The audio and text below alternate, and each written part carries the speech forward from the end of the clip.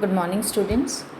You are welcomed in your biology class, and our today's chapter is reproductive health, that is chapter 4. Now, in the previous chapter, we have studied about the reproduction in human beings and about the various parts of the reproductive system, that is of female reproductive system and male reproductive system. And now our today's topic is reproductive health, which is closely related with the chapter reproduction in human beings. As this term is simply telling that reproductive health means that the reproductive organs are should be, or they are, if they are functioning normally, then the person is said to be reproductively healthy. But if we talk in the broader sense, then the reproductive health means it has, or it includes emotional as well as social aspects of the reproduction also. And if we talk about the definition given by WHO is an organization, World Health Organization, and according to the WHO, the definition of reproductive health means a total well-being in all aspects of reproduction. यानी कि कोई इंसान जो है reproduction के जितने भी aspects हैं उनके अंदर अगर वो टोटली वेलबींग है, then person is said to be reproductively healthy.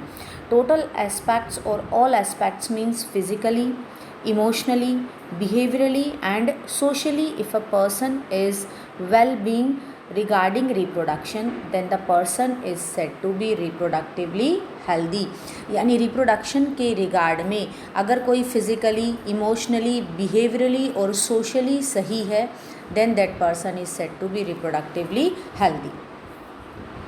Now, reproductive health problems and strategies. If we talk about India is the first country जिसने सबसे पहले एक्शन प्लान्स लिए, किसके लिए, ताकि जो हेल्थ है, रिप्रोडक्टिव हेल्थ है, उसके ऊपर एक नज़र रखी जाए.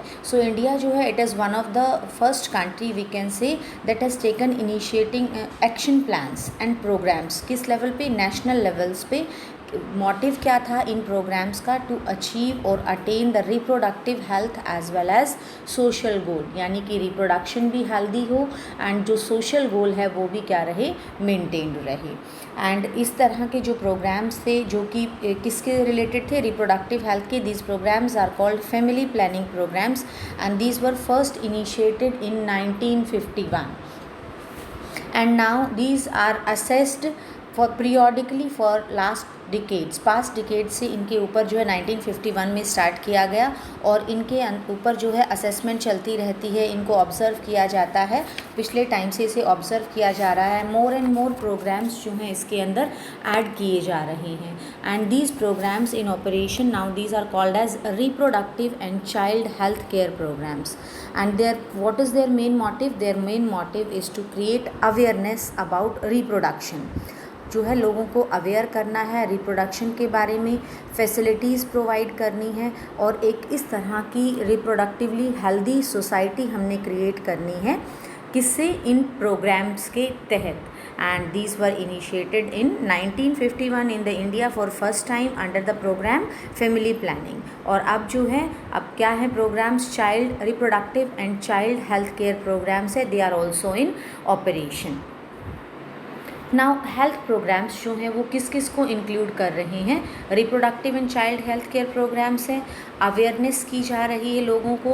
अवेयरनेस किस बारे में है? रिप्रोडक्टिव एस्पेक्ट के बारे में, फैसिलिटीज़ के बारे में and support to build reproductively healthy society की. इस तरह की सोसाइटी जो है वो हमारे पास हो जो रिप्रोडक्टिवली भी हेल्दी हो.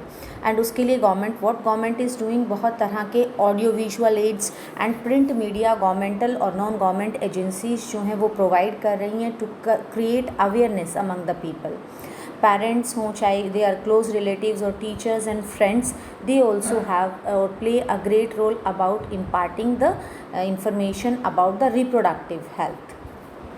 And sex education, as it is the part of the school education, this is also providing right education to the young.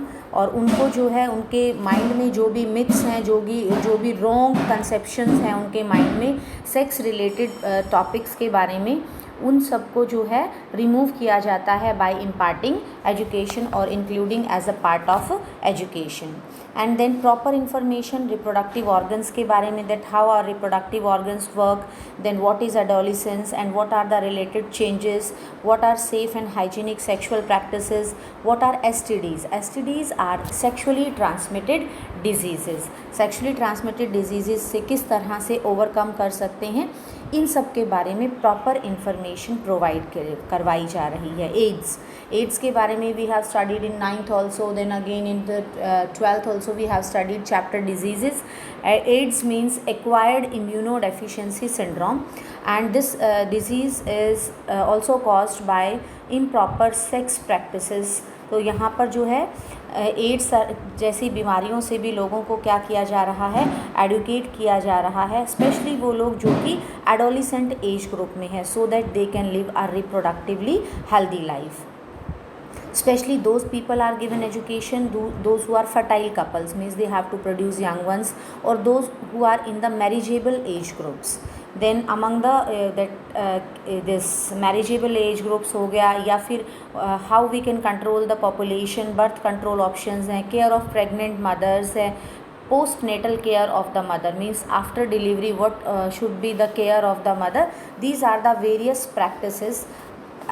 Beyond this, care of pregnant mothers is also necessary so that they can live a healthy life. And ये जो इस तरह की जो topics हैं, इस तरह के जो प्रोग्राम्स गवर्नमेंट कर रही है, वो किस लिए, ताकि जो यंग वंस हैं हमारे, वो एक हेल्दी रिप्रोडक्टिव लाइफ को लीड कर सकें.